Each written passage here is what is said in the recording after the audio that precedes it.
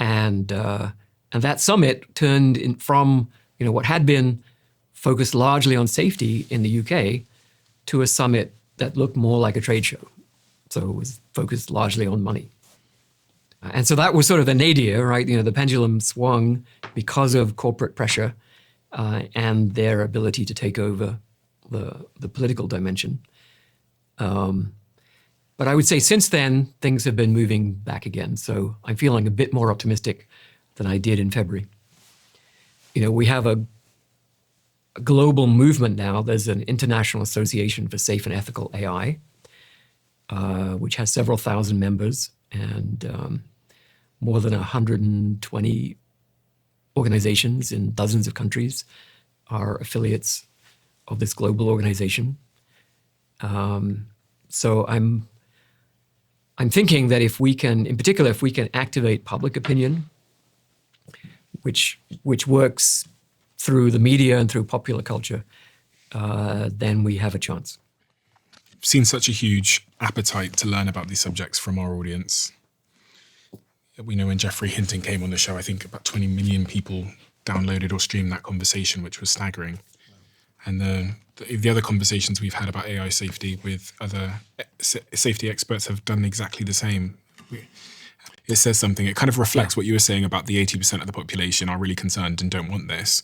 But that's not what you see in the sort of commercial world. And listen, I have to always acknowledge my own apparent contradiction, because I am both an investor in companies that are accelerating AI, but at the same time, someone who spends a lot of time on my podcast speaking to people that are warning against the risks. And actually, there's many ways you can look at this. I used to work in social media for 6 or 7 years, built one of the big social media marketing companies in Europe. And people would often ask me, is social media a good thing or a bad thing? And I'd talk about the bad parts of it.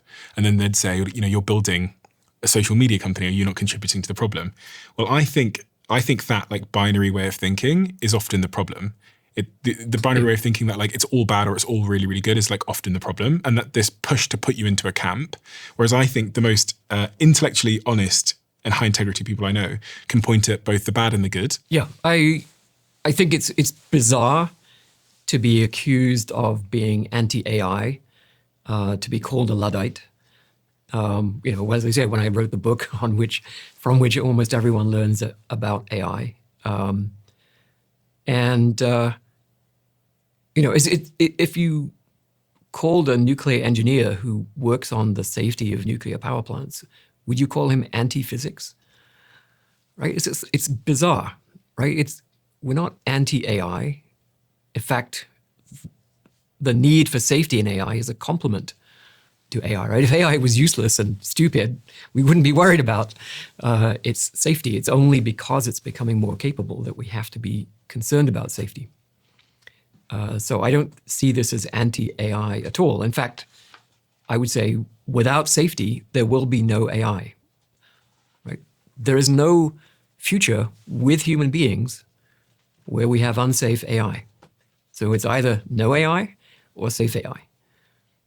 We have a closing tradition on this podcast where the last guest leaves a question for the next, not knowing who they're leaving it for. And the question left for you is, what do you value the most in life and why? And lastly, how many times has this answer changed? I value my family most, and that answer hasn't changed for nearly 30 years. What else outside of your family? Truth. And that answer hasn't changed at all.